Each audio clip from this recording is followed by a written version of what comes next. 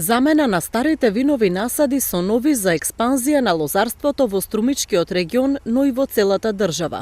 Ова се препораките на агроекспертите кои велат дека мораме да се откажеме од винските и десертни сорти грозје, кои не се атрактивни на пазарот, и лозарите да се стремат кон иновација и квалитет. Старите, слабо доходовни, послабо квалитетни сорти полека треба да се избегнуваат. Значи да се внесуваат врвни сорти од типот на пример шардоне или некои десертни сорти, тоа се сорти наменети за свежа консумација, кои што сорти понатаму, иако дават помала количина, полесно се пласират. Според Ивановски, Македонија има услови за одгледување квалитетни винови насади, но за земјоделците било пресудно што слабо заработувале, па се откажуваат од лозарството.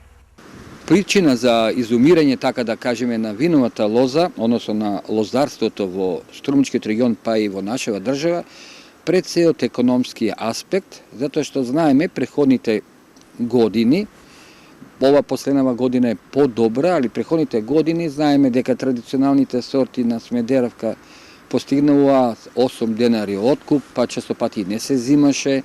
Умерените температури во овој период од годината ветуваат богат и квалитетен род за лозарите, без навестување за штети по насадите.